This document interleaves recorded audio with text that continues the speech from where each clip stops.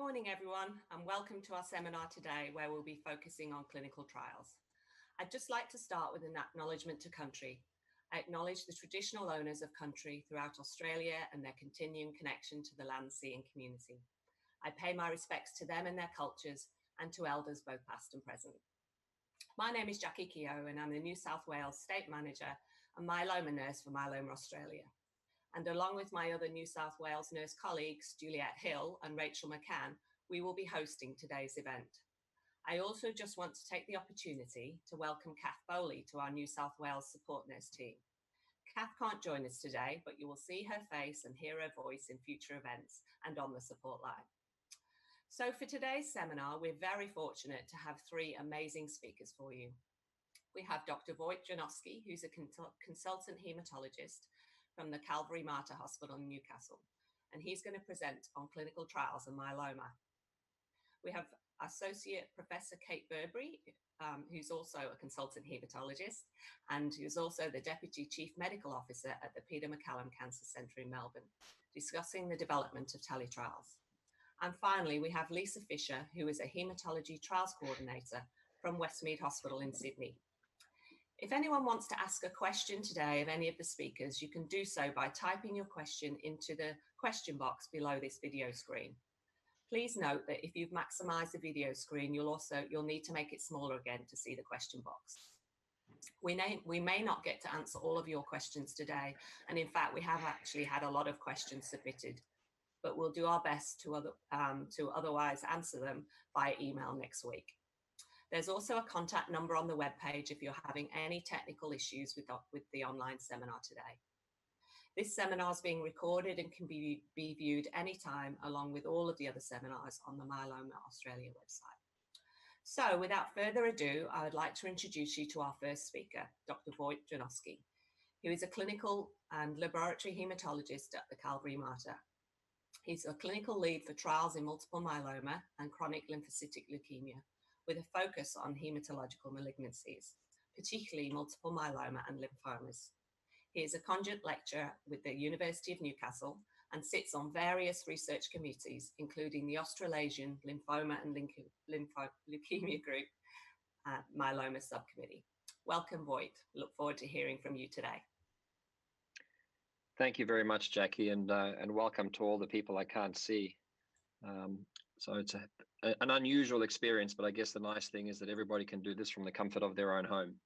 And thank you very much to Myeloma Australia for asking me to do this talk, and it's certainly a privilege to be sharing some of this information. So my name is Wojt Janowski, and I am a predominantly clinical, but also a laboratory hematologist in Newcastle. And I can't consider myself a clinical trialist rather than a myeloma researcher in a way, in that my focus really is attracting more and more trials to Newcastle and then making sure we conduct them appropriately and giving patients as much choice of clinical trial enrollment as possible. So I certainly have a very clinical bent to it rather than perhaps a scientific bent to it. What I was asked to talk about today, if we just move to the first slide, please, is really to talk about what clinical research in myeloma looks like. What clinical trials are and what you might expect if you're going to be participating in a clinical trial. We'll also touch on this on the clinical trial activity in Australia at the moment, and we will also talk about how you can go about finding a clinical trial or seeing if one is available to you. So if we think about the types of clinical research and the types of clinical trials that you might get offered at any point in time, I'm not sure if that slide's actually projecting, Darren. There's really different types of clinical research that you can think about. And while all of us, when we talk about clinical trials, are predominantly thinking about the development of new antibodies or new treatments for myeloma and new combinations of treatments, there's actually a huge amount of research activity that goes on that perhaps isn't quite as headline grabbing, but is equally important in terms of understanding myeloma and understanding how to treat it more effectively as time goes on. And you know, in medicine, in order to be able to improve the treatment for anything, we first of all have to measure what we are currently doing and doing so in a consistent manner. So many of you may have been told that we will be submitting information about you to for example, the myeloma registry in Australia, which is an incredibly important and useful research database. So that's, we try and get everybody with myeloma onto that registry. And really what that's doing is providing a quality check that every center is performing up to the standard that we'd expect in Australia, looking at how we actually measure at how we treat myeloma in Australia, and whether our outcomes are comparable to what you would expect based on previous research. And so that, is at a very basic level, is a way that pretty much every myeloma patient can participate, and it is available at most centers.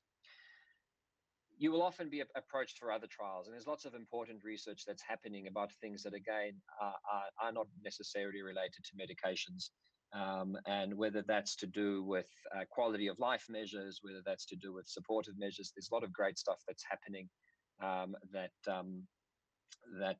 you might be approached about. But what I'm going to focus on today is really the things in that top right circle, which is the research and clinical trials. Which is really, I guess, the most attractive part for most people when it comes to participating in clinical research. And basically, these are trials that are designed to test whether a new medication that has been developed in the lab, to test out whether it works for myeloma, to check whether it's safe, to see how well it works, and most importantly, then to work out whether it's any better than what we already have up until that point in time. And this is a very, very long process. So if we move to the next slide, clinical trials go through a number of different, very, very important phases. And what very few people have an awareness of is the incredible amount of work that is happening in that preclinical stage. So this is happening in laboratories without touching patients, where people far smarter than me are working really hard to find new ways of understanding myeloma in order to find new weaknesses that can be targeted. And this is an area where the more you read about it, the more you realize people are trying an incredible number of different ways of doing it, only some of which will ever show promise. So this isn't something that you can personally be involved in, but when you see funding drives for your local research institutes or other research bodies, this is the kind of research it's generally going to. Now, if something looks really promising in the laboratory, if something looks very likely that it's going to have some benefit in myeloma, and usually in some mouse models after that, then you really need to test it on human beings. But you don't know whether it's going to behave exactly the way that you expect it to behave, and based on the research you've done. So you try it in a very small select group of people first, and that's called a phase 1 trial, or what we call a first in human trial. The vast majority of patients are never going to participate in a first in human trial. Technically, they're considered the most risky kinds of trials to be on, because these are medications that very, very few people have ever taken. So there is, while we obviously try and predict what the side effects might be, there is still a big unknown quantity. So because of the bigger risks associated with this type of research, these are usually trials done on patients with myeloma who really have exhausted their other options. In other words, there aren't any appropriate treatments left for them, and yet they're still well enough and still willing to be treated, and are willing to participate in one of these trials. Every medication that we have, every modern myeloma medication that we had, apart from really thalidomide, has gone through this process and needed some people who were, willing to participate in those first in human trials. So in these trials, you're usually doing it on a very small number of people. And those capsules at the bottom are sort of to give you an idea of how many, medications might be used in a phase 1 clinical trial.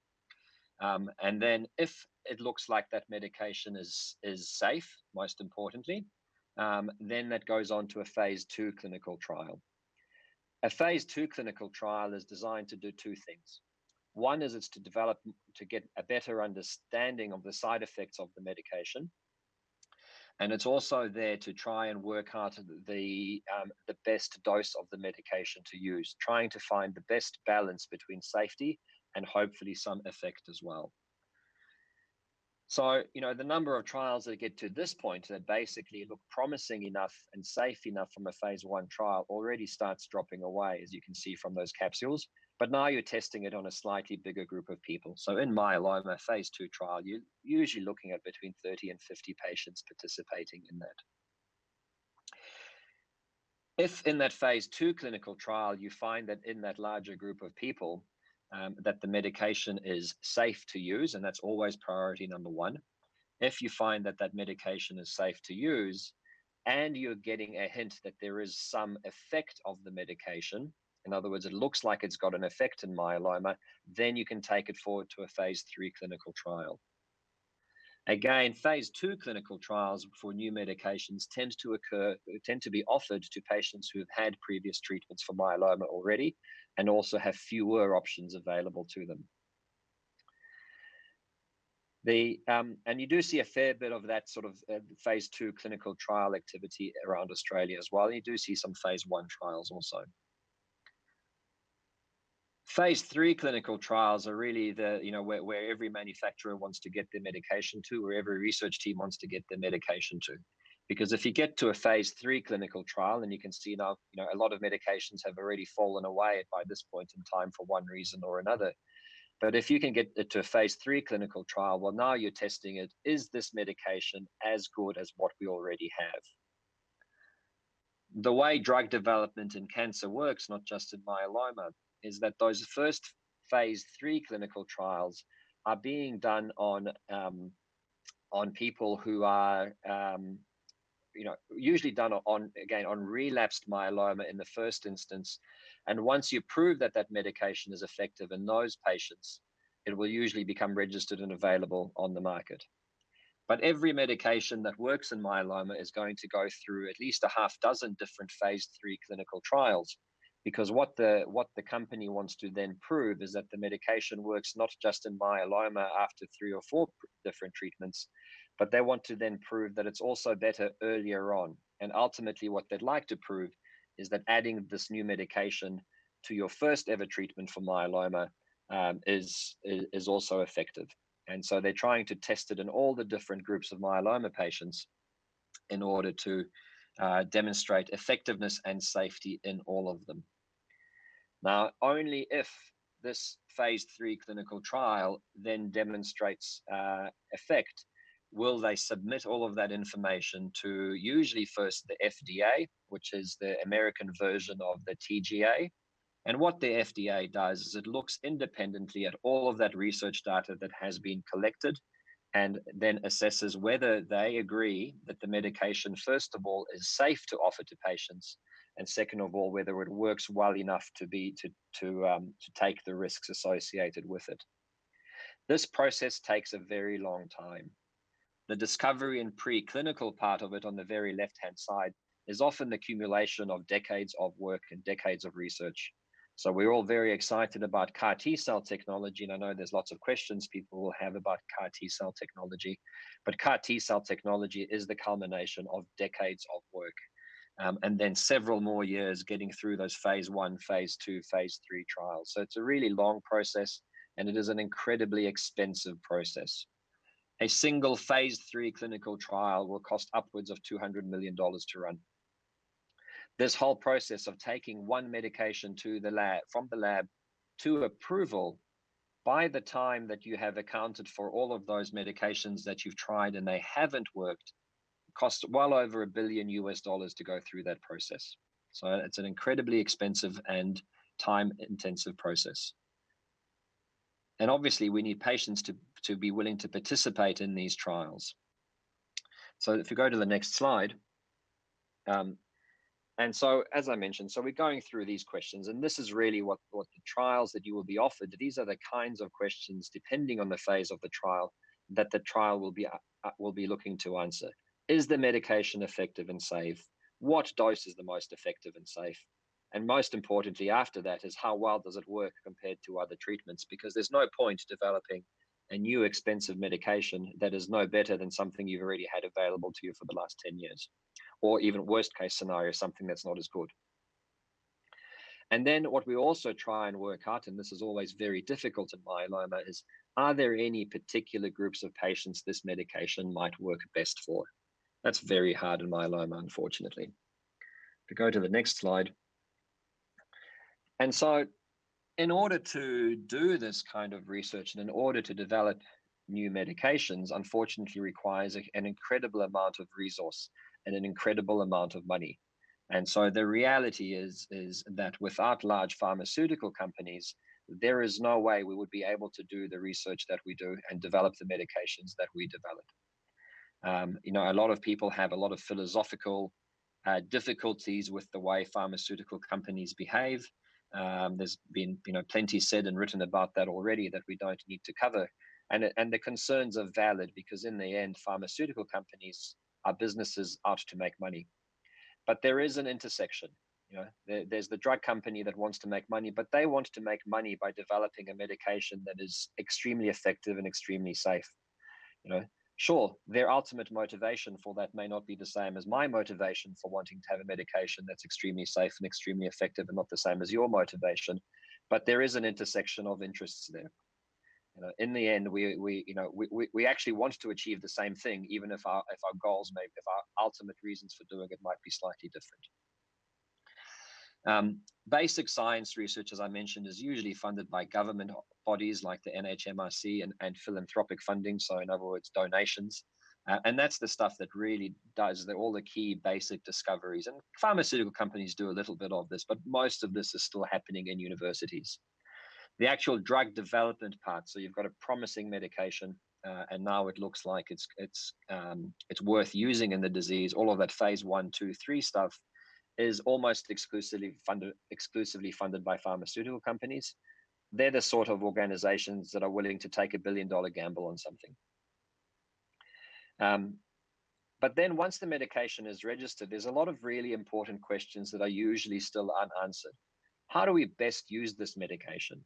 Is the dose that we're using correct? Is there a better dose that we could use? Is there a better combination? Can we use this medication in the very elderly or very frail or people with very damaged kidneys? Can we do all of those kinds of things? And those sorts of trials tend to be smaller. They are equally important, but they usually are actually thought of and driven by clinician researchers. And that's where organizations like the ALLG, the Australasian Lymphoma and Leukemia Group, and AMARC, the Australasian Myeloma Research Consortium, this is where groups like that are extremely important. And these are philanthropic non-profit organizations. They don't get any external funding. And in order to run those trials, they rely really on donations and on clinical trial units being willing to absorb the costs. But all of those, what I'm saying is that supporting all 3 types of those trials is equally important. Next slide, please, Darren. So why might you want to participate in a clinical trial? I think we're very fortunate in Australia. And if you look at countries overseas, a very commonly quoted reason for why people want to participate in a clinical trial is to just get treatment when they otherwise wouldn't be able to afford it. We are extremely fortunate in Australia to have the healthcare system that we do. And I'm the last person to pretend that it is perfect. But we are very fortunate that everybody can get access to good treatment for myeloma. But the reality is that people with myeloma today don't have a decade to wait for a new medication to come out of the lab, to be registered, to be funded by the PBS. And anyone who's been following the Darzalex daratumumab story in Australia knows how difficult it is, knowing that there is this promising, extremely effective medication around, and yet we don't yet have it on the PBS. And so clinical trials, I think the main attraction for patients in Australia is the fact that they give you access to treatments that you otherwise would not have access to. As many of you will know, there is a lot of research happening in Australia at the moment with a medication called belantamab mafodotin, which is all the DREAM studies. And if you look at how promising that medication is, and you predict how long it's going to be before it's registered and on the PBS, it's going to be more than 5 years away. And so, trials like that give you access to treatments that aren't otherwise available. I think one of the big benefits of participating in a clinical trial is actually the personalized care and support people on a trial get from a study coordinator.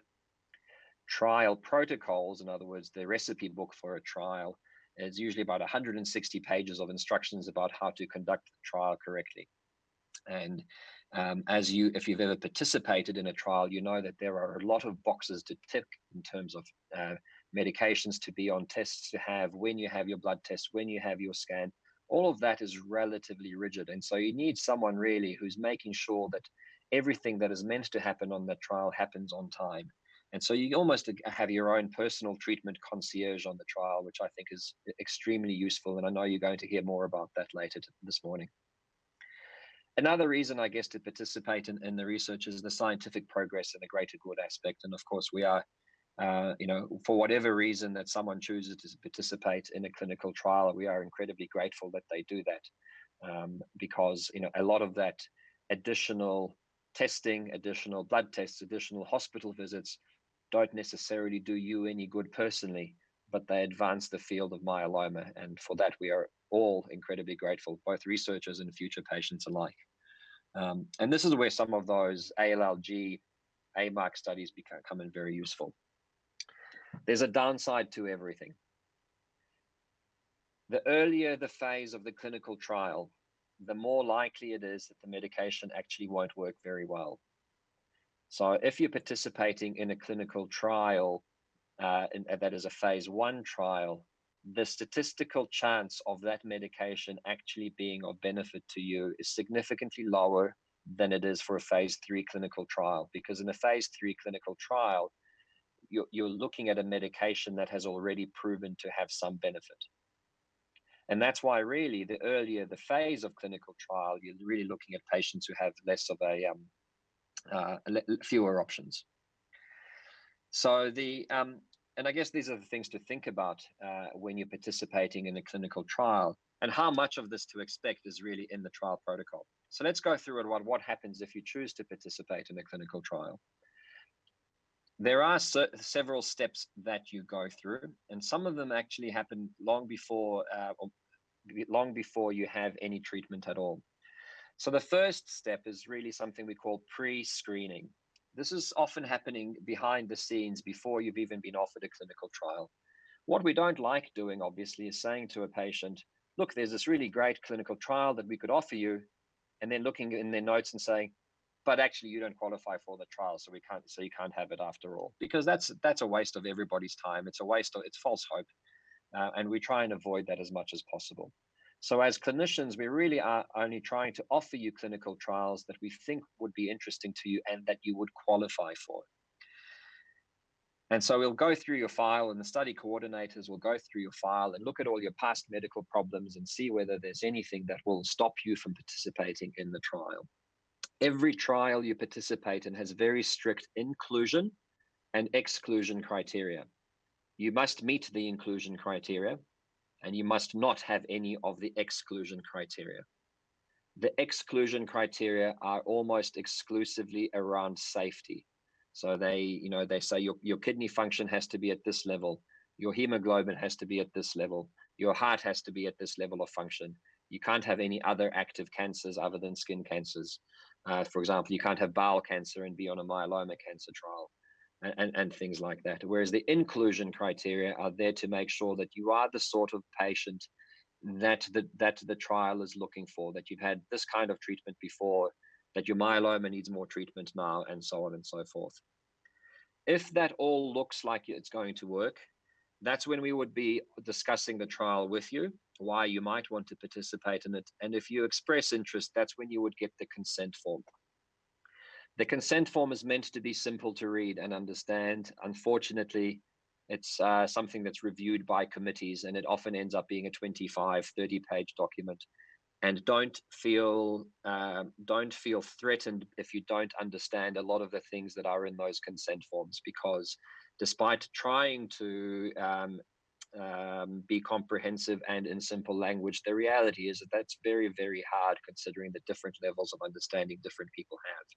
So when you receive that consent form to look at, grab a highlighter, grab a pen, scroll all over it, put all your questions down, highlight anything you don't understand, and then discuss that with the study team so that you have a really good feeling that you understand exactly why you might want to participate in that clinical trial, exactly why, what it will require you to do, and what the potential downsides in terms of side effects are going to be. This is a really good opportunity to ask questions before committing to anything further. Now, at any point in the clinical trial process, whether you've signed the consent form or whether you're 3 years down the track or whether it's 10 minutes after you signed the consent form, it absolutely does, you're absolutely entitled to pull out of that process at any time. And so it's not a contract, it's a consent form and an agreement. So even if you do get to, to signing the consent form and you get cold feet, discuss them with the trial team. Don't feel like you're being forced into this. You never are. In the end, as clinicians, our job is to look after you first. Your safety, your well-being is always priority number one. And if that means stopping the trial treatment, that means stopping the trial treatment, and everybody is fine with that. We might try and work out why you feel that way. And if it's concerns about transport or it's concerns about this or that, we might try and help you solve them. But generally, it is always your choice. If you do want to participate, then we go through the informed consent process, which basically is usually fairly fast once you've had time to think about the consent form. And once you sign a consent form, then basically you are considered to be on the trial. And everything related to your health that happens from that point on is recorded as part of the trial. However, signing that form does not mean you get to get treatment on that trial yet. There's one more step you have to go through, and that's called the screening step. This is where basically everything about you in terms of your health related to the myeloma is done again. So we check your detailed medical history, you get a physical examination, lots of blood tests, usually a bone marrow biopsy, usually some sort of scan of your bones, and often some other kinds of scans, depending on the particular trial and the particular side effects we're worried about. Because what we want to do is we want to identify anybody who may not actually be appropriate for the trial because because it wouldn't be safe for them. These are very rigid criteria, and unfortunately, sometimes, if the trial said that your platelet count must be 75 and your platelet count is 72, there's not a lot we can do about that other than doing another blood count, for example. And we don't have, as clinicians, a lot of influence over this at all. We can always try and negotiate with it, but there's very limited opportunity to do that. And so, unfortunately, sometimes there are always people who we think are going to qualify for the trial, who we discover something unexpected at this point in time that means that they can't do that. The screening process will usually take 2 to 3 weeks, depending on the trial, sometimes less, sometimes more. But if everything looks like it fits, then you go through usually to the randomization process. Randomization only happens in phase 3 trials, generally speaking. In phase 1 and 2 trials, because of the way they're designed, they're not comparing the treatment to anything. Everybody gets the same treatment. In a phase 3 trial where you're trying to prove whether one thing is better or as good as another, then you do need to have 2 groups, or at least 2 groups in the trial to compare them. And so what happens at this point in time is your details get fed into a computer. The computer randomly decides which treatment you're going to get on that trial. Everybody gets treatment. It's a question of which treatment they get. And we can't change this, and we can't influence this, and no one in the company can influence it either. And usually this is very shortly before the actual start of the treatment, the day of or the day before. And so usually we have to plan that you might get either treatment, and you don't know until the day what's actually you will be getting. After that, things tend to settle down a little bit, and how often you come to the hospital and what happens next in terms of actually getting treatment on the trial depends on the trial itself. But you can see this is step 5, is actually getting treatment. So, this takes a little bit of time. How long this part lasts for is, very dependent on the trial, usually at least a couple of years. But every trial has a defined endpoint. Basically what happens at the end, so if you go to the next slide, please, what happens at the end depends a little bit on where you are. So the important thing to know about medication trials, next slide if that's okay, is that the treatment you are getting on the trial will generally continue beyond the end of the trial as long as you continue to benefit from the medication and there are no safety issues with the medication that have caused the basically its withdrawal from the market. So it would be unusual in a phase 3 trial to find a safety problem that withdraws the medication from the market. It can happen in the earlier phases. But basically, as long as the medication is still available globally, as long as you have as long as you're not getting side effects from it, the company will generally make it available for you. And I haven't ever run into a problem with this, with that. Even if for some reason you stop treatment, either because your myeloma progresses or because of side effects or because you decide you don't want the treatment anymore, the trial would like to continue collecting information about what happens to you next, because obviously that's important. And this phase is usually much more flexible in terms of holiday travel and whatever else. So if we move on to the next part, which is like, if you are interested in a clinical trial, how would you find one? Well, I guess the first thing to understand is that not every trial is going to be available at every hospital, and not every research center is going to have the same trials. Amongst Australian myeloma hospitals, we are actually sort of gently competing with each other to get the trials, because not every trial can be run at every hospital. And these are really, a lot of these are global trials. And in fact, the Australian arm of the pharmaceutical company is competing with their colleagues globally to try and get more trials to Australia.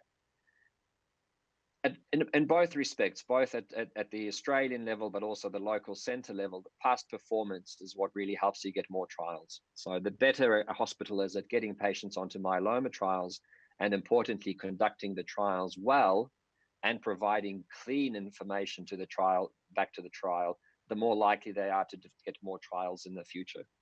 When I say good quality data, I don't mean just positive data, I just mean correct information, whether good or bad in terms of the trial side effects, but it's about whether you are correctly and accurately reporting what is happening, regardless of whether it's good or bad. Once we get offered a trial, there's actually a long process that happens in the background as well. So next slide, if that's all right.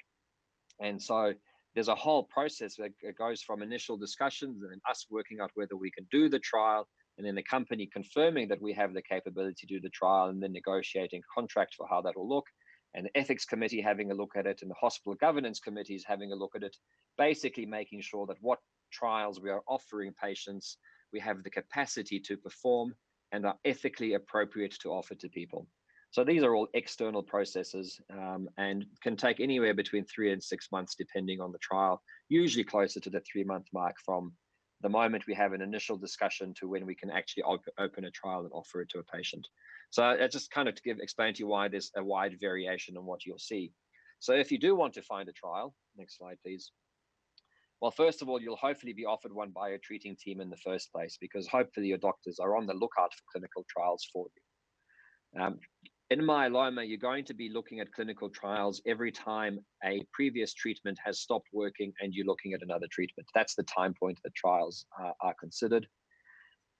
Sadly, more often than not, despite best efforts, there may not be a trial available for you. But remember, you can actually seek out trials at other hospitals, and none of us mind people doing this. There's a really great website which lists all of the clinical trials happening in cancer in Australia, including in hematology, including in myeloma, called ClinTrial, with the address there. And anyone can pop onto there. That's a public record, and you can look at what sort of trials are available and where they are, and the contact details for who you might want to contact. So I'm not going to go through in detail what's happening at every single hospital in Australia, but just to give you some themes about what studies are actively recruiting around Australia. Now, bearing in mind, just because you have myeloma doesn't mean you'll qualify for these studies. But basically what you see at the moment in Australia is a huge amount of activity at medications targeting something called BCMA. And BCMA is basically something that is a protein on the surface of myeloma cells that is quite specific to myeloma cells, which to us is quite attractive, because if you have a specific flag on the top of a myeloma cell that says, I'm a myeloma cell, that gives you a very nice, clean target for your medications to be designed against, which will hopefully have few side effects when you give it to the patient. So the most widespread ones at the moment are the medication called belantamab and mafodotin, which are the DREAM studies. But there's some CAR T cell activity as well starting to happen in Australia in the myeloma space. CAR T cells, which you may have heard about, are quite an arduous manufacturing process to make because they are customized immune system cells developed from your own immune system cells specifically for you. So that's a very complicated, quite involved process. And so what people have also been trying to do is to try and do the same thing with T cells, with these immune system cells, but to develop a product which basically is not specific to you, but could work for anybody. In other words, you can just have it on the shelf like any other medication. And those are things called engineered T cells. And so there are some very early phase, some phase 1 clinical studies happening at RPA in New South Wales and probably some other places around Australia. There's been some activity with something called bispecific T cell engagers and antibody drug conjugates, and etc. Now, all of these 5 different medication classes, all of them target the same target. They're all going for the same bit of the myeloma cell. So for most of them, if you've had one type of treatment that targets that BCMA, you're not going to be able to have another one. There's also, I think that's the bulk of the trials at the moment are looking at that. There's also some trials starting with looking at particular subgroups of myeloma with a tablet called venetoclax. And there's a lot of investigator-initiated, some of those perhaps less headline grabbing, but equally important scientific studies floating around that we will have discussed with you. That's sort of my formal part of the slides. And so what I'm going to move on to is to some reasonably commonly asked questions, including some of the questions that were submitted from the audience before the talk, and then we'll hopefully have a few more minutes at the end to talk some more. So the first one is, will it cost me money to participate in a clinical trial? I've been speaking a lot about the costs of these things and how expensive clinical trials are to run. But basically, when it comes to the patient at the end of it, there should be no additional cost to you at all. And I'm not saying there's absolutely no cost, but the cost should be the only things you should be paying for are the sorts of things that you might pay for anyway, even if you weren't on the trial. So some pharmacy dispensing fees.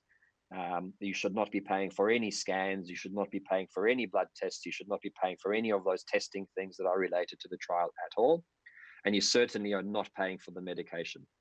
So anything extra that the trial requires us to do, they cannot ask you to pay for, and they will not ask you to pay for. If you live a long way away from where the trial is being conducted, we're very mindful of this in Newcastle. We always negotiate a transport and accommodation allowance for patients that need to travel to see us as part of the trial. So ask about that if you live a fair way away from the treatment center. So next question. What happens if you get side effects on the trial? And I want to stress this. Priority number 1 is your safety and well-being over and above everything. As I tell my patients, finding out that a drug is actually too hard to take because of the side effects is actually just as important for everyone involved as finding out whether it's effective. Because there is no point having an effective medication that no one can take because of the side effects. And every protocol has clear criteria for reducing doses of medications, all the medications on the trial based on side effects.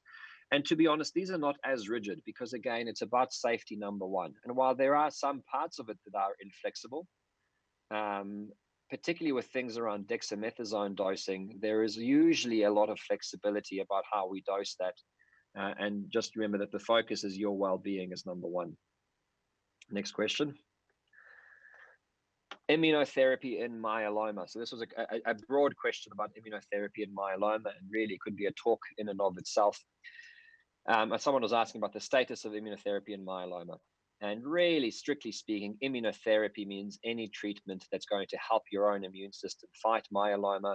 It's not a strictly defined term, and so you can define it in lots of ways. In fact, thalidomide, lenalidomide, pomalidomide are all immune modulating medications and a type of immunotherapy, strictly speaking, as are the monoclonal antibodies, daratumumab, isatuximab, and alotuzumab, which we won't see again in Australia, I don't think.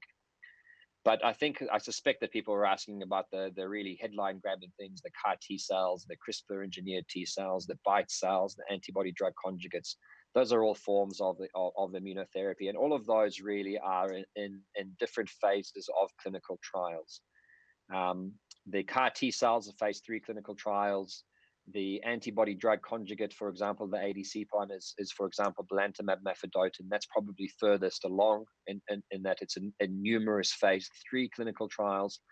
All the other ones, to be honest, are in much earlier phases. The BiTE antibodies are coming along well as well, but the CRISPR ones are very early. We don't know which one's going to be best. As you know, is belantamab going to be better than CAR T cells? Who knows? It's just too early to tell. The one thing that has fallen away is checkpoint inhibitors, and you may have heard of these a lot in other types of cancers like melanoma. So often melanoma, myeloma. So to pause to make sure I say the right word. Work really well in melanoma, do not work in myeloma very effectively, and have had some problems. So we're not going to see more of them. Next question, please. Has the government made any progress in allowing patients to cover the costs or Medicare covering CAR T cells?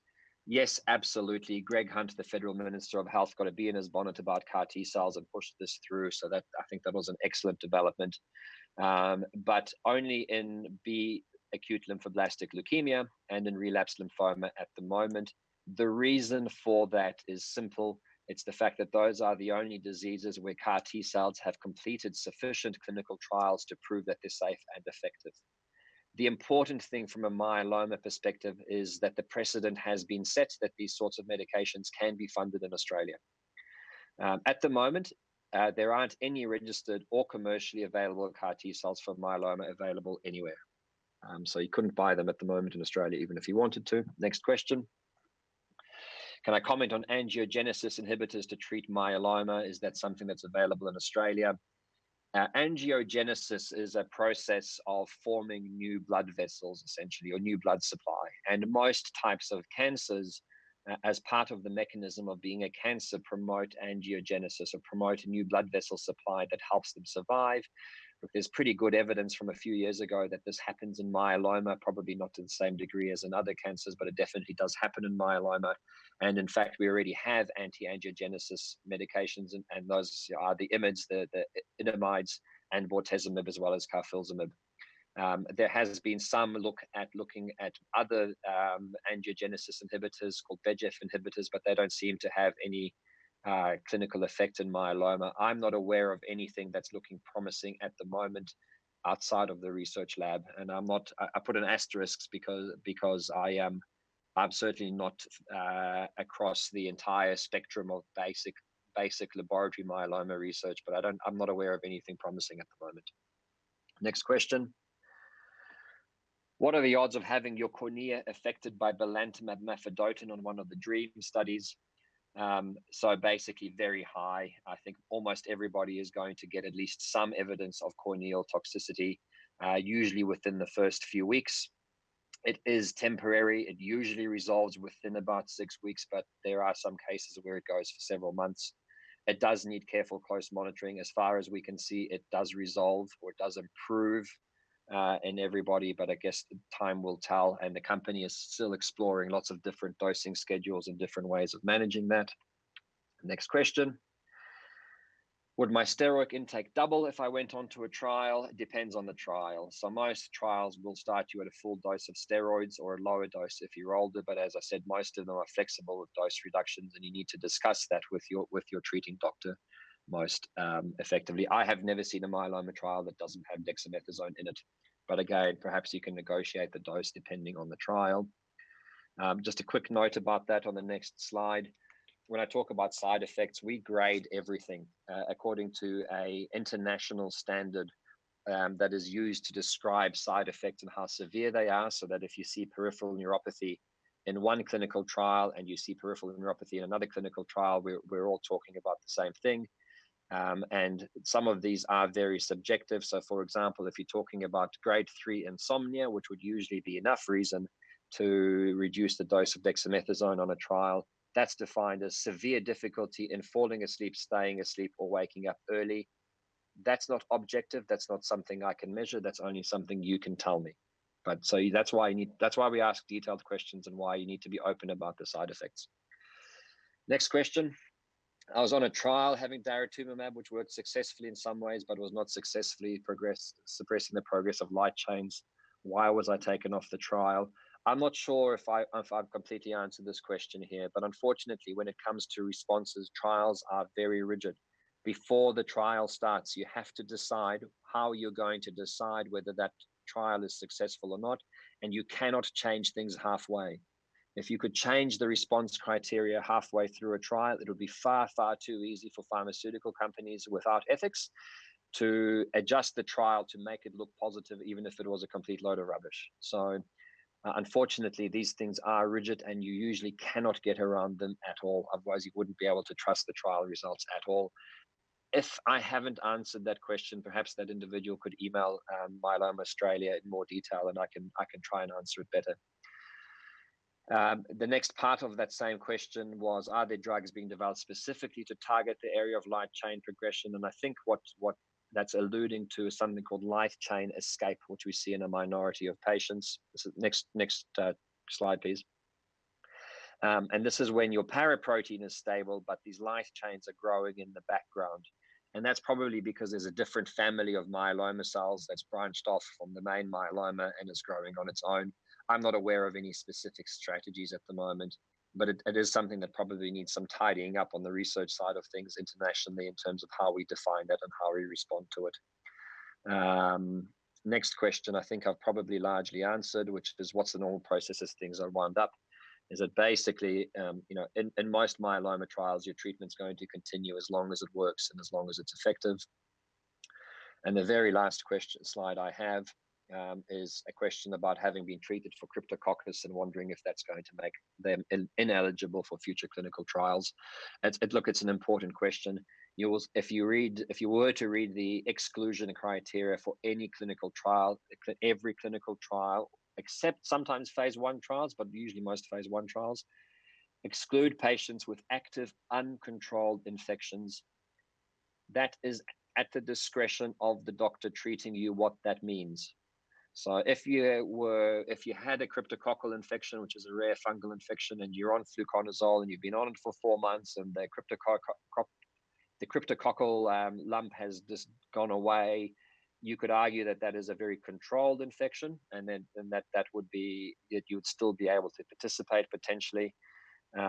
Certainly, if you've completed treatment for an infection like cryptococcus, that would not exclude you from any clinical trial that I have seen so far, except you just need to remember the additional risks of trial medications in that context of suppressing your immune system again. But to be fair, that's going to be true of whether you're on a trial or getting treatment without a trial. That's where I'm at. So any more questions if we have time? Thanks, Voit. That was a really comprehensive overview of clinical trials. It's such a big topic. We probably could have done a whole day on it. So thank you very much for that. I think that's probably right. Just have one question. You did really well in answering most of those. Somebody who had emailed a question in about clinical trials overseas. So obviously have been researching and found a trial in America. Is there a way that an individual can actually access a trial that's overseas? I'm not going to say it's impossible. It definitely is possible. Anyone who followed the media and a celebrity who has unfortunately since passed away, who did access CAR T cells on a trial in the United States, it's not impossible. It usually will require you to be extremely rich, because generally it will require you to pay a substantial portion of that care in the United States. Usually, I've never directly explored this for a patient, to be completely honest, because the feasibility of getting there and doing that is difficult. But again, to be honest, if you see something that looks exciting, number one is check whether it's happening in Australia, because it might well be available somewhere in Australia. Traveling from Perth to Sydney or Perth to Melbourne or vice versa is a lot easier than traveling to LA. And then there's nothing stopping you from, every trial will have publicly available contact details, email address, and asking and saying, look, I'm in Australia. How well funded is this trial? I don't think it's something that's easily accessible to people at all, but it's not impossible. Okay. Thank you. And I'd say it's a very small number of people that would be able to do that in the end. Yeah. Okay. And what sort of time commitment would be needed for if someone was, considering, embarking on a clinical trial? What should they be thinking? Look, it depends on the clinical trial. So most of the trials, for example, that we run through the ALLG and the AMARC consortium are really easy in terms of the number of visits and additional tests and visits and things like that. The bigger phase 3 pharmaceutical trials, particularly in the initial weeks, are much more intensive in terms of visits. That screening period is busy. You're going for this scan, this blood test, bone marrow biopsy here, there, and everywhere to get everything done. Especially in Newcastle, where we send you all around Newcastle to do different things. So that's often a very busy time. And most trials at the beginning will have a more intensive treatment phase, and then after a few cycles or 8 cycles or however many cycles, back off to a less intensive treatment phase. So most of them, the visits really are front loaded. So it's a busy time and then a less busy time afterwards. The busy time is often, the 3 or 4 weeks of screening plus the first few months of treatment. And finally, I would just have a couple of minutes, I think. I just wondered if you could just briefly say, or do you want to just discuss maybe what trials you have open at Newcastle currently? Or maybe give us look, I mean, at the moment, we were slowed down a little bit by the hospital capability around COVID. At the moment, we have one of the DREAM studies available, called the DREAM 9 study, available for people who are not fit for a stem cell transplant but need their first ever treatment for myeloma. So we've got that one that's available at the moment, and that's a very interesting, promising trial. We also have one of the other DREAM studies for patients with myeloma that's relapsed. We've got the DREAM 7 study, where this compares a combination of bortezomib and daratumumab, which is a great combination, to a combination of bortezomib and belantamab mafodotin. So that's a nice trial. We have a trial coming very soon for patients with a particular genetic change in their myeloma cells, which is called translocation 1114 with venetoclax. That's coming soon. We also have some of the sort of Australian-based research trials available. So if we've got a trial looking at adding isatuximab for patients who are on lenalidomide and dexamethasone, where that combination alone isn't working very well, and this is in people getting their first treatment. And we're also about to open a very important Australian study called the FRAIL-M study, looking at older people with myeloma getting their first treatment and looking at dose adapting the treatments according to how frail that person is. So trying to maintain a really good, effective treatment strategy without causing too many side effects in older people. This is actually a really, really important question to answer, not just in Australia, but globally, and has been funded by the NHMRC. So a very important trial to consider as well. Well, thanks, Boy. Once again, thank you for that presentation today, and obviously for being part of our seminar. We really appreciate you giving up your time. And I would like now to hand you over to my support nurse colleague, Rachel McCann, who's going to be hosting the next session. Thank you, everyone.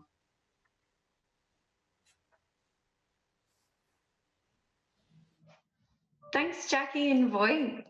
What a great overview of clinical trials in myeloma. Now I introduce Associate Professor Kate Burberry. She's Deputy Chief Medical Officer at the Peter MacCallum Centre in Melbourne, and she has an extensive portfolio in clinical trials. Kate's here to discuss the development of teletrials. Welcome, Kate. Thanks, Rachel, and thanks so much, Myeloma Australia and all of the organisers for the opportunity to speak with you, and it's fantastic to hear so many people are online. And really what I'm going to talk to you about is an innovative strategy to deploy trials to overcome access and quality differentials for all patients. So I'll talk specifically in a myeloma space, but really this is relevant for all patients that require access to cutting-edge therapies, independent of geography, importantly, and also really important for those novel therapies and more rarer spaces where not everyone lives in the same place. So I'm going to show you how we can provide access for all of you to improve patient care. So next slide, please. So the focus, I won't talk too much about digital tools, but just to show you how they can enable access and quality to everybody. And I suppose what the COVID environment has exposed us to, and I'll come to this in a minute, is Australia is a big country with a very dispersed population. So we have geographical and architectural challenges naturally in a country of our size. But with the COVID on top of it, and not that I want to focus on the virus, this has nothing to do with the virus. And in fact, everything that I'll talk about will be largely COVID independent. But with the social restrictions that have been imposed upon us, even more so, it's important that we can continue and maintain quality care through using digital tools. So I'm going to show you how we implement teletrials, and then I'm going to share with you our experience with a teletrial as a proof of concept to show that these are ready for use, and particularly in patients with multiple myeloma. I think this is a great opportunity in the myeloma space for trials. Next slide. So this is just a schematic to show what a big country we are and how dispersed we are as a population. So none of this will be foreign to any of you who are online, but it's just a salient reminder. And in fact, even if you think about Victoria and or Tasmania, we're quite small states with more densely populated. But what this graph or this picture shows you is how there are still pockets of populations that are scattered hundreds and thousands of kilometres from major metropolitan centres. And this is one of the major challenges with clinical trials, because most of the trials are run out of metropolitan centres. And so if I can get the guys just to move through the schematic, what you'll see over the next couple of things coming in is that over the last decade, more and more people are choosing to live out of the major metropolitan areas. And the challenge behind this is, from a clinical expertise in medicine, very few specialists operate out of the metropolitan areas. So next slide, please. So people are enjoying regional lifestyle and rural lifestyles and sea changes, but their access to healthcare is limited in those places. This slide just reminds you that we need to be motivated in this space. Cancer is still a major problem in our country, and importantly, it affects our elderly patients. And not only has COVID imposed social restrictions, but for older patients, for them to participate on trials, which many of you will know comes with a commitment, they rely on family members to bring them into hospital for many of their appointments. So it not just impacts the patients, but also their family members from a social disruption. And what we've learned over the last decade is less than 5% of people who live out of major metropolitan areas participate on clinical trials. So next slide, please.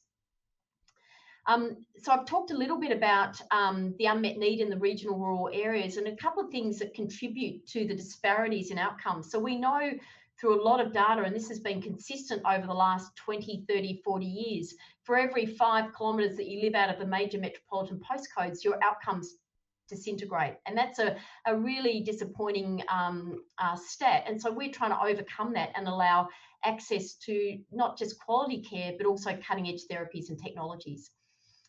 Less than 5% of regional and rural patients participate in clinical trials. And as many of you will know, if you've gone on clinical trials, this is exactly the way that we access new therapies as they're coming through the pipelines. So next slide, please. I've mentioned this, so what the COVID restrictive environment has exposed to us is extra layers of restriction, not just architectural and geographical constraints. And what we've learnt during this time is there's been a substantial reduction in new referrals, and that's really worrying. But also we've had to close clinical trials or not open clinical trials, because clinical trials to date have mandated in-person presentations for their reviews. So this is a way to overcome all of that, and I'll show you, because in fact our teletrials continue to recruit and retain patients during this time. So next slide, please. Why are digital tools so important? Well, from a geographical perspective, it's obvious. If you live 400 or 500 kilometres away, to actually travel in just for clinical care can be an entire day or 2 days of travel. It's very expensive, it's socially disruptive, but it's also really important for socioeconomic diversity and indeed cultural diversity. And one of the things that we've shown by using digital tools that we can tap into our Indigenous communities and using their local healthcare providers actually deploy care models to them in their own environments. That's one of the advantages of digital tools. Another really big advantage is that in rare cancers. And although multiple myeloma is not rare per se, it again deploys care to everywhere you are, independent of geography. So this is the beauty of the digital tools. Next slide, please. So why are clinical trials so important? Well, first and foremost, they're a way of getting cutting-edge therapy and technology. It takes often years for drugs to be tested, developed, and then reach our PBS listing for routine care. So this is actually a really important way that we access therapy for our patients. But more importantly, trials are actually a way that we advance science. It's a way we learn. It's a way we discover new drugs, new targets, and understand disease. So it's really important from that perspective. And even more important, it's a way that we actually generate revenue and jobs. And proof in the pudding, through trials, we've actually created many, many jobs in local communities by participating in clinical trials. So lots of reasons we need to continue to invest and resource in this space. But most importantly for patients, it's the way we get the newest therapies as they're coming through. And particularly you'll know this in multiple myeloma, because we've had such an expansion of novel therapies in the last decade. And most of you, if you've been on these drugs, have probably accessed them through clinical trials. And I believe the last talk before me gave you a landscape of what clinical trials are doing now and in the future. Next slide, please. So why is clinical trial success so important? Well, if we don't have successful trials, we don't answer the scientific question, and we don't end up having the opportunity to even register these drugs for routine use. And the clinical trial success is dependent on really two key things. You need to recruit patients, recruit enough patients, and recruit the appropriate patients. Because if we don't do that, we don't answer the scientific question, and the government won't support drug registration. And these are the limitations, in fact, for clinical trials in the current arena. It takes a lot of commitment to go on clinical trials, and so it's hard to recruit patients, and it's hard to keep patients on study to achieve that. The other aspect of it is it's very resource draining. It's very expensive to run clinical trials, uses a huge amount of resources from the health systems as well as the pharmaceutical companies. And what I'll show you with the teletrial is you can actually grow these without stretch. Next slide, please. So this is a fairly glaring stat, and I don't show you this to worry you, but to show you that we need to overcome this. And one of the biggest limitations for trials is their failure to achieve what they set out to do, and that is recruit enough patients. And this slide shows you that half the trials actually recruit 0 or no patient or 1 patient in any given site. You know, more than 80% actually fail to participate on time, which means it takes a lot longer to advance these drugs and is a lot more expensive. And in fact, there are many trials that have actually closed prematurely because they've not been able to recruit enough patients. And that's not what we want to see in this environment. So I'm going to show you how to overcome this with the teletrial model. Next slide. This just shows you that over the last decade, despite a rapid expansion of trial portfolio, and you would have seen that probably in the previous talk, we're not recruiting more patients outside of the metropolitan area. So these bar graphs show you that every year we're recruiting less than 100 patients in regional areas of Victoria on clinical trials. And we want to improve this so that there's the equity of access. Next slide, please. So what I'm going to show you with the teletrial model is how we grow without stretch. So the beauty about this model is it's like a hub and spoke partnership. So the primary site is intimately connected with the satellite sites, like an umbrella over the different networks to deliver the trial.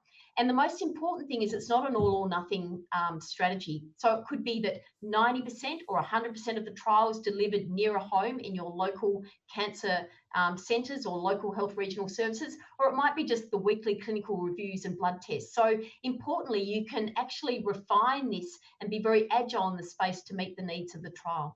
So if a trial has a highly sophisticated drug that can only be delivered at the host site, that's absolutely fine, but all of the other aspects of the trial can be delivered locally. And once you do that, you're reducing travel, expenses, disruption, and it actually enables patients not just to participate, but to stay on study. So next slide, please. So importantly, before I show you what we've done, because sometimes this provides a little bit of confusion, and people see this as an intervention. They're not an intervention, they're a tool. They're a tool to enable access and reach in terms of trials. So what I'm going to show you is that everything we do under the teletrial model adheres to all the highly regulated governance and controls that are implemented in trials, because trials are designed to keep the participants safe. It's a way of us collecting data and understanding how drugs work and what happens in disease spaces and what we need to learn. But the most important and fundamental thing that we do with anybody that participates on a trial is to ensure their safety. So all of these models adhere to the highly regulated environment that oversees clinical trials, and that's really important. And the accountability retains with the primary site and the principal investigator in that site. And so the beauty of that is we create professional partnerships between it. So by way of example, the trial that I've been running, Peter Mac is the primary site, and our outreach is to 4 regional sites in Victoria: Ballarat, Shepparton, Bendigo and Albury-Wodonga. So we've actually created fantastic partnerships with those sites for the delivery of the trial. And importantly, the conduct of the study holds true and is the conduct of the study. Next slide.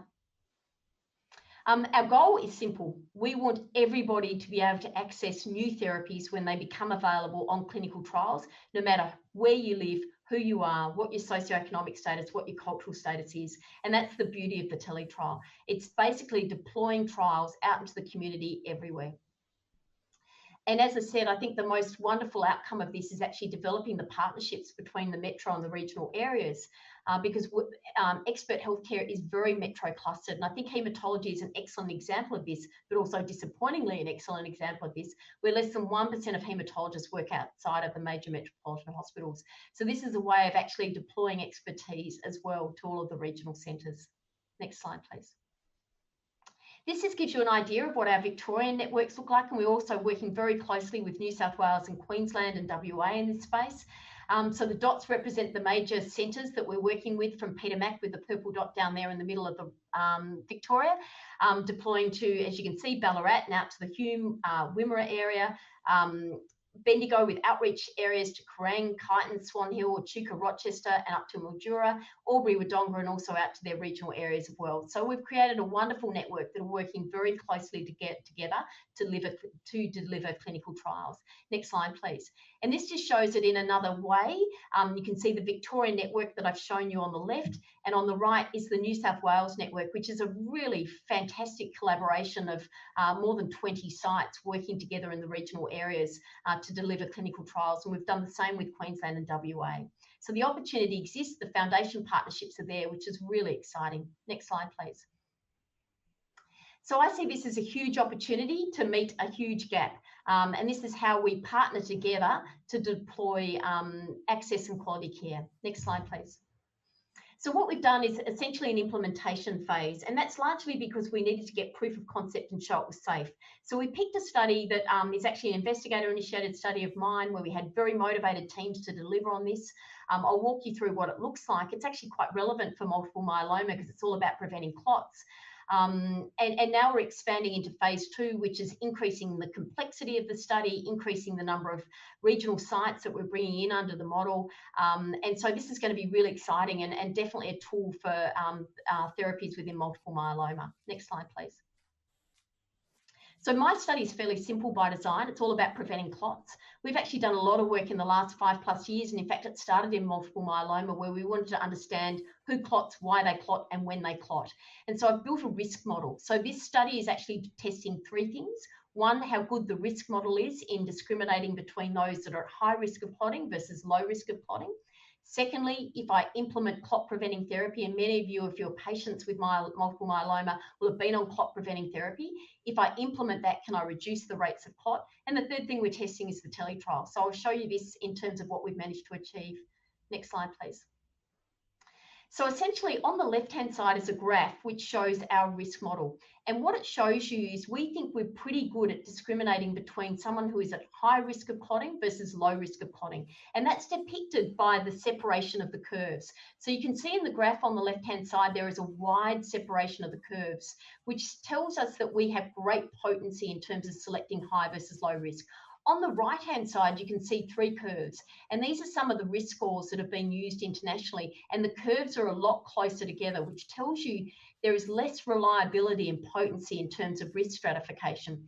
So the first thing we wanted to test in this study is, does our risk stratification hold true? And if it does, it would tell us that we only need to treat 4 patients to prevent 1 clot, which is pretty impressive. Next slide, please.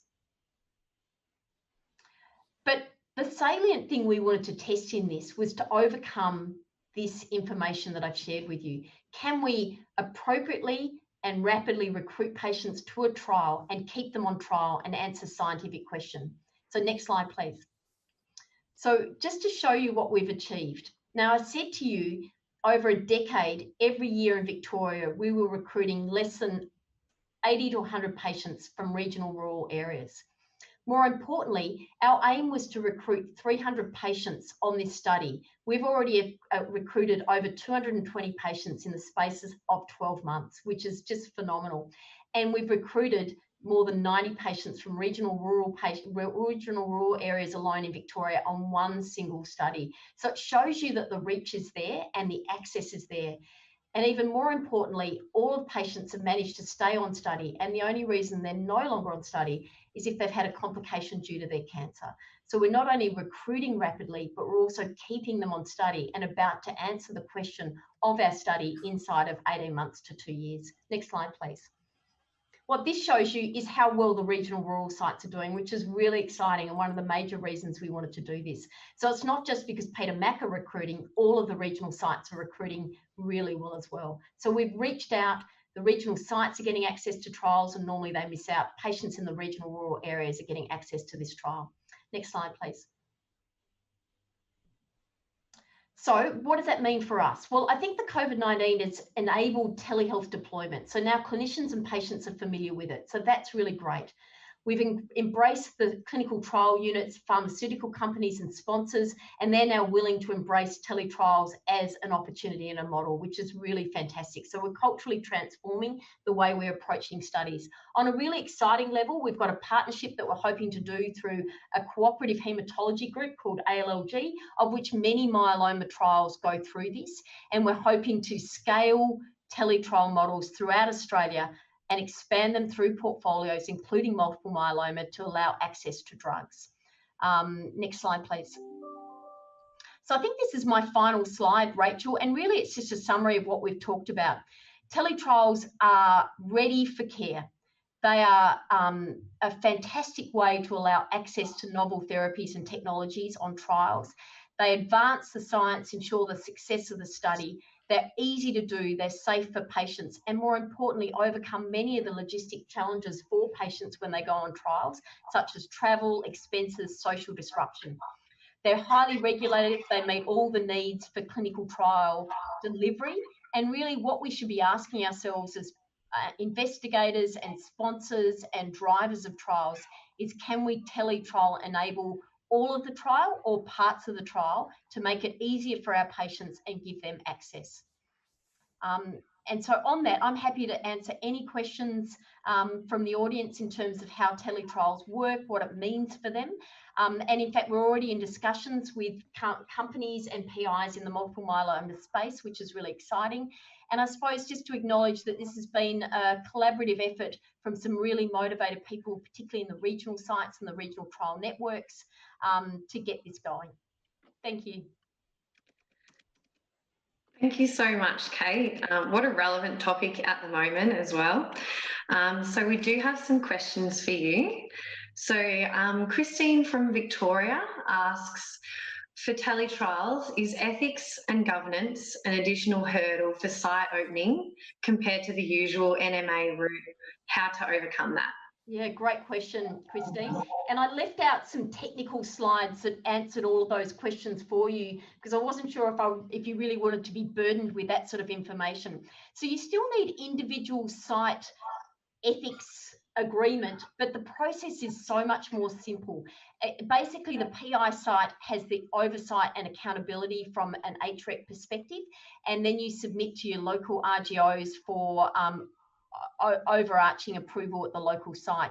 It's more cost effective, it's seamless, and so yes, overcomes many of those obstacles that you often confront with multi-centre studies, both from a cost as well as a logistic perspective. On that too, I suppose it's worth mentioning that I've gone and engaged all of the local HRECs, particularly in Victoria, and got them on board. So they've actually embraced this strategy as well, which will make it more seamless for trials when they want to open. Oh, that's great. And I've got another one. I live in regional New South Wales. I get treatment in Sydney. Yeah. How do I go about getting onto a tele trial? That is a great question. So the regional sites in New South Wales are really motivated in this space, and they've got a regional network, which is fabulous. And I'm not sure what site that person is from. There has been less traction with the metro centres, but we're working on that. And we've got some really good connector points at some of the major Sydney sites to start to connect in that space. But you don't necessarily need a metro site to drive the teletrial. This could be regional to regional to regional. So what we're hoping to achieve with this is to open many of the relevant sites in the regional hub as well. Oh, that's very good. And what support will I get on a teletrial? How often will I see my doctor or a clinical trials nurse? Yeah, great. So you still see them exactly to the same frequency that you would on a trial. So as many of you will know from being on trials, we actually expect a lot more of you, and that's to keep you safe. So instead of seeing you every 4 weeks, where you might have been when you're on active therapy, you might be seen weekly. On a teletrial, that doesn't change. The major difference is you do it in your own centre. You don't need to go to Melbourne or Sydney to do it. And we often connect, just like we are today, where the PI in Melbourne, so I'll be at Peter Mac in Melbourne, and the patient will be at Ballarat or Albury, Wodonga and Bendigo, and connect with me in the video conferencing room, and more importantly with the local doctors in the regional centres as well, which is really fabulous. And I find that the regional doctors and the GPs really enjoy these partnership opportunities to be part of the journey with the patient and to understand what the trial is, why they're on it and what's happening. So in a way, we're value adding to medical healthcare around Australia as well. That's great. And I've got one more question for you, Kate. Are all trial drugs and travel costs are subsidised by the trial? Yeah, so it's actually cheaper, right? Because the travel's way less. So there's no extra expense to patients to participate on trials through teletrials.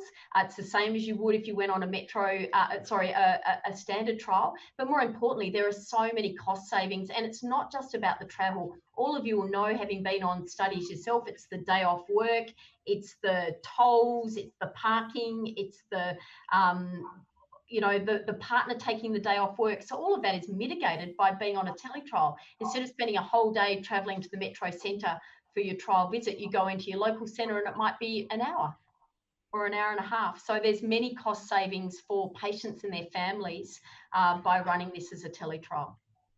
Oh, thank you. So thank you so much, Kate, for your time. It's very much appreciated, and that was fantastic. My pleasure. Oh, thank you. Enjoy the rest of your day. Thank you, and you too. Take care. So now we cross over to my New South Wales colleague, Juliet Hill, and she is going to introduce our third speaker. Thank you.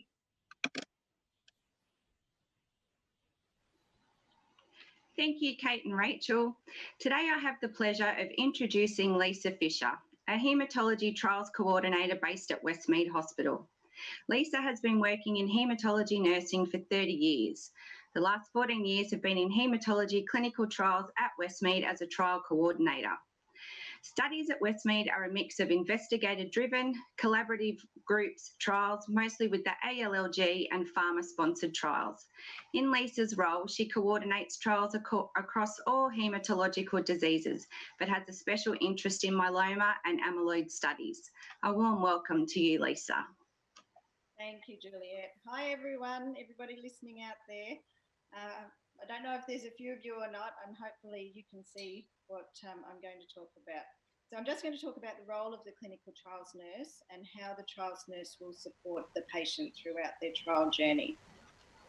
First of all, I'd introduce just the first slide, which is how the trials unit at Westmead's set up. So we have a director of clinical trials, Dr. Amanda Johnston, then the manager of trials, Angela Bailey. Angela's been in our unit for about 17 years running the show. We've got a BMT, a bone marrow transplant data manager, Gillian, who's been there about 15 years. And then we have 4 trials nurses. There's myself, Kylie, Alyssa, and Bonner. Kylie and I have both been in haematology for about 30 years, and Bonner has experience as a monitor in a pharma company. Her is fairly new in the last 2 years, but she's certainly making her mark in immunotherapy. And then we have one regulatory coordinator, so Faria Ali, who does a lot of the documentation behind the scenes, because as you can imagine, in trials, there's an awful lot of regulation and documentation. Currently, in our unit, between the 8 of us, we run 20 trials, hematology trials, and we have got about 20 trials coming in. Currently, we have no myeloma trials that are recruiting, and 2 coming, one of which is got for CAR T cells, and the second's for relapsed refractory myeloma. So just with the third slide, I thought we'd talk about just how we choose trials. So initially, we're approached by a pharmaceutical company or a collaborative group, and a feasibility survey is sent to us. And in that survey, the doctor and the manager talk about how many potential patients we might recruit, how many, say, myeloma patients we see, how many have relapsed, how many have had which treatment. We also have investigator-initiated trials. So one of our doctors or a doctor from another hospital might turn around and say, oh, we'd really like to investigate what the effect of a certain drug is on myeloma at a certain time. They're usually unpaid trials. Then we have our ALLG trials, which are collaborative group trials. So the whole of Australia and New Zealand, we get together, usually we get together in person twice a year and discuss potential trials, ongoing trials. But we're doing those by Zoom now. And then once we get offered the trials, we have a meeting, the entire department weighs in, so all the doctors and trials people are there and say, yes, we think this trial is feasible in our unit because we will see the patient numbers to warrant doing the trial. There's no point in us doing a trial if there's only going to be one patient recruited, because there's a lot of ethics and regulatory work that has to be done prior to that. So we tend to choose trials depending on how many people we think we'll recruit, if we've got the patient numbers, and if there's any competing studies. So if they say, okay, we want to use this particular drug in myeloma, but we've already got a study that uses a different type of drug, a different drug but same type, then we won't choose those 2 particular trials. So with the next slide, just the next steps after we're chosen as a site, we then enter into contract negotiations with the sponsor company or the ALLG, and we they have a protocol that we have to send through our ethics committee. We have a patient information sheet which we have to adapt for Westmead Hospital, so it has to be specific to our unit, and that all goes through ethics and governance at Westmead. And then we, once we get approval for those things, then the company comes to us and we do an initiation visit. So all the doctors on site again, all the trials people, and they present us with their protocol.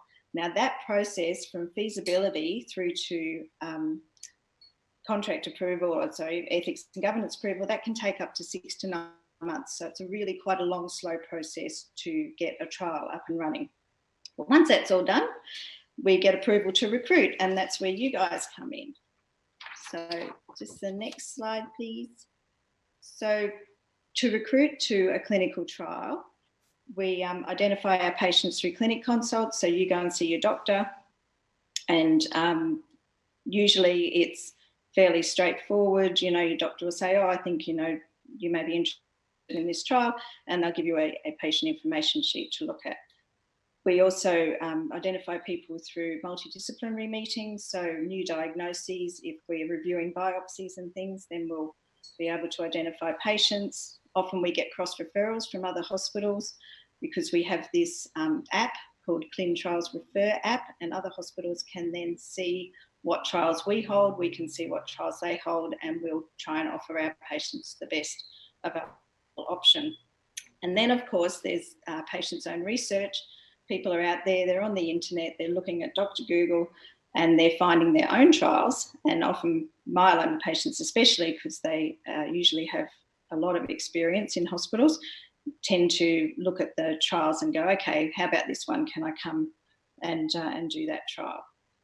So when you're, thank you, when you're given an information sheet, or your doctor wants to discuss a trial with you, then you really need to ask a number of questions about the trial. And the sorts of questions you can ask is, you know, what is the reason for the trial? Like, what is the question that they're working on? Is it, you know, standard of care and then we add an investigational drug to it?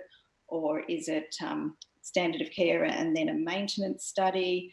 Is it a whole new regime? You know, there's just different reasons for different trials. You can ask how long you'll be in the trial. I've had trials going on for the last 10 years, so it can be a very long process. It's a big commitment for people. You need to know what kind of tests and treatments are involved, what the possible side effects, risks of the new treatment could be, what the benefits are of the treatments. Then you always want to know if the treatment's working or not. To pay for any of the drugs or the tests.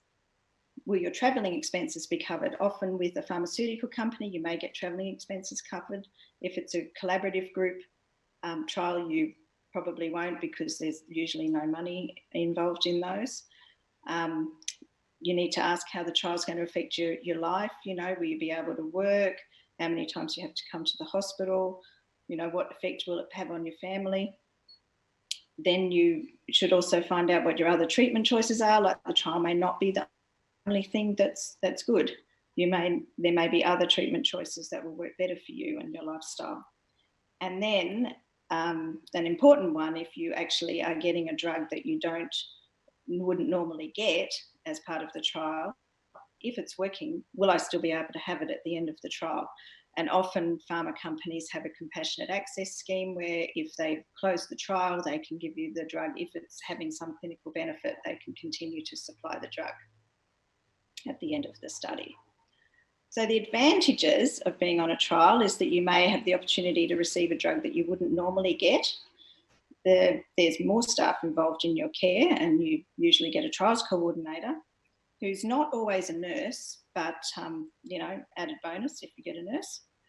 You will see doctors probably more regularly. You'll have easier access to the doctors because you've got that extra point of contact with the trials nurse or coordinator. You tend to have closer monitoring, more regular monitoring. There seems to always be more blood tests involved in a clinical trial, more regular testing. And you may be helping other patients if you can get the data, if we get the data together that proves that the drug, whatever drug may be received, is working for you. The disadvantages of a trial is more blood tests, investigations, more visits to hospital. There's an element of risk for the patient. If it's an unknown drug, you don't know the side effects, and that's what we're trying to find out. There may be an element of false hope that, you know, you really think it's going to work for you, but it doesn't. That's one of the risks. And having to travel to another site to access a particular trial can be a bit time-consuming and awkward. So, what should you expect from your trials nurse? From your trials nurse, they will be your main contact. They will coordinate all the study protocols, the study procedures according to the protocol. And Darren, can you just duck to the next slide? Because I just want to show an example of so this is a very simple trial, but this is the schedule of assessments that we look at within our 60 to 120 page document.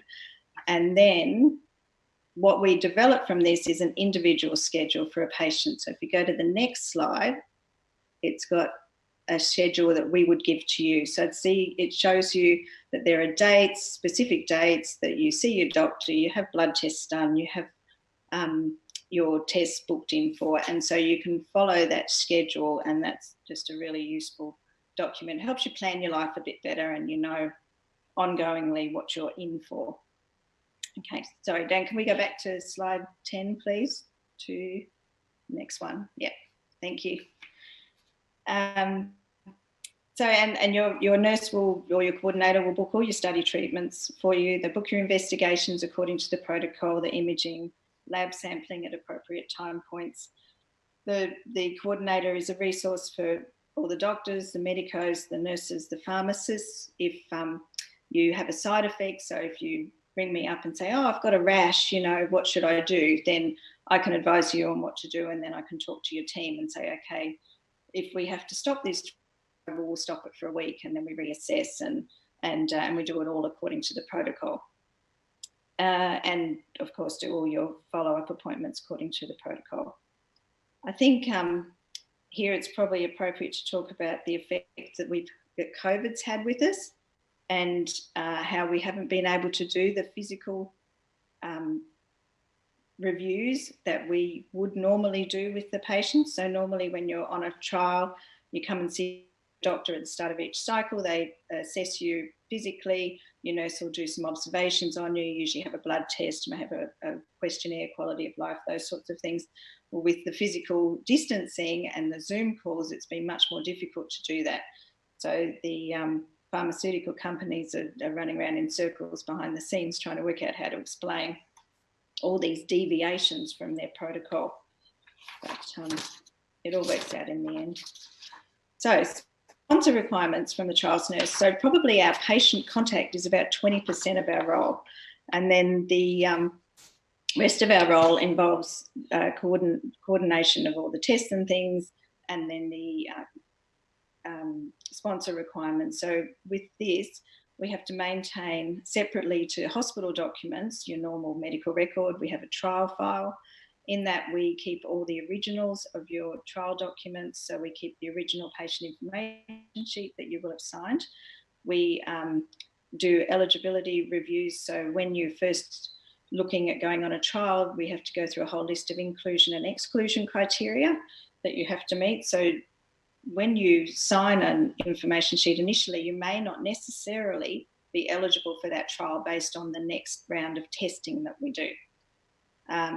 We also do all the data entry into the databases, you know, all the physical examinations, your observations, any adverse events, medical history, a list of your medications. That's really important for us to get that from you guys, is what medications you're on, when you started them, what doses they are, and if they change. And that's something we record all the way through your trial experience. We usually put in all your lab results, your scans, your response assessments, any medical encounters you've had. Something that's important is if there's secondary malignancies at all, if anything develops, like you might develop a skin cancer through the course of your treatment, then that has to be recorded in your trials documents. We also separately do send data to vendors. So we do a lot of interactive systems where we register you onto trials and then record each cycle and the dosage, and then at the end we record in IVRS the end of study.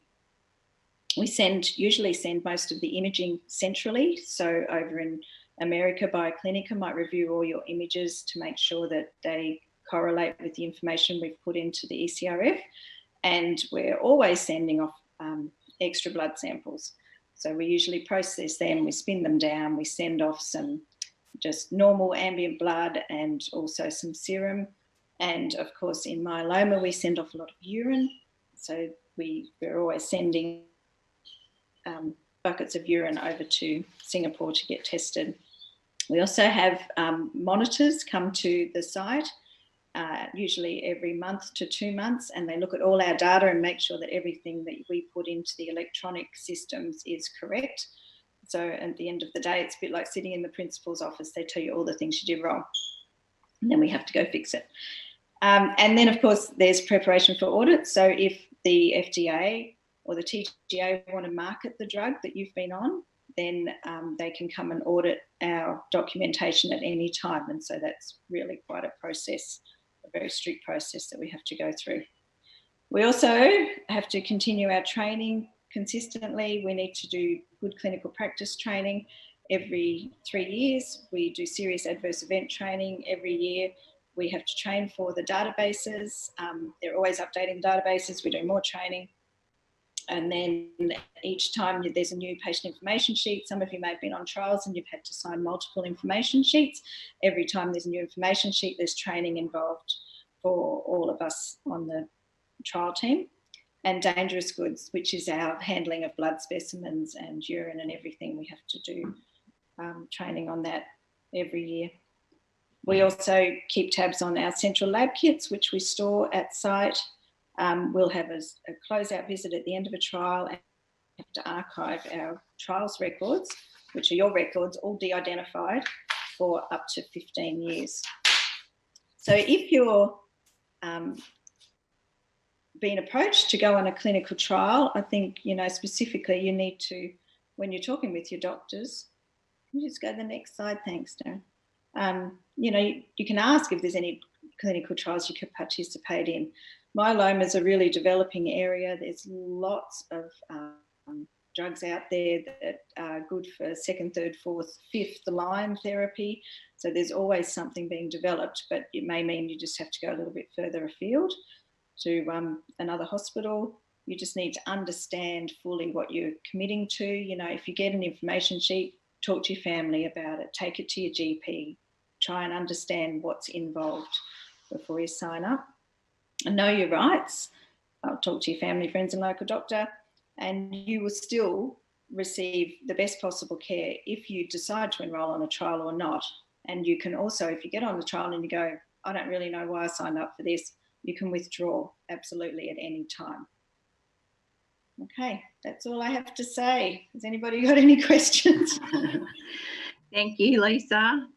All right. We've just got a couple of questions here. So we have Jeff from New South Wales who has asked, is there a national database of all myeloma sufferers that clinical trial organisers can access and contact relevant patients? Not that I know of. There's no database at the moment. Yeah, I don't know if Myeloma Australia keeps any of that sort of data, but no, there's no registry collection at the moment. Thank you. Then we have our last question, John from Victoria. He's just asking, where can I get information about clinical trials? Is there a website I can go to? So there's the clinical trials app that you can go to. Yep. And usually you can just Google clinical trials and they'll all come up for you. Yeah, equally you can, every hospital has their own clinical trials department. So if you were to ring the hospital, ask for the haematology trials, then you can find out information on clinical trials that way. Yeah, we often find patients are bringing us information and asking, what about this trial? Why aren't you doing this one? Mm-hmm. And what was the app called, Lisa, that they can find? Clin Trials Refer app. So they can just download that in the App Store. Yeah, yeah. Have a look okay. At them. And they usually have the hospitals on them. Great, thank you. One more question from Pamela has just come through. What trials are you involved with? What trials are you involved with in myeloma? So there's currently no recruiting myeloma trials at Westmead. Mm-hmm. Finished up. I have been involved in trials. I don't know. There's the Candor trial with Carfilzomib. That was a third-line treatment. I've done maintenance trials post-bone marrow transplant with a drug called Zaximib. But we had pomalidomide for a while. Yeah, just all different trials, but nothing recruiting at the moment. And it looks like the new trials coming up will be with CAR T cells. So that'll be an immunotherapy. Exciting. Exciting trials, yes. Absolutely. All right, well, thanks so much, Lisa, for the insight into your role as a clinical trial coordinator. We really appreciate your time today. No problem at all. All right, thanks everyone. Have a great day. So that brings an end to our clinical trial seminar. We hope you have gained some knowledge from our wonderful speakers today. We would like to thank Voight, Kate and Lisa for donating their time and giving such fantastic presentations for us. Just a reminder that this seminar will be available to view on our website in the coming days. We would appreciate if you could take the time to fill in our feedback survey at the bottom of this webpage. It allows us to know how we can help you. If you would like to stay in touch with the services Myeloma Australia can offer, please go to the subscribe button on our webpage and join our database. We hope you have enjoyed our seminar today. From all of us here at Myeloma Australia, take care and we will see you next time.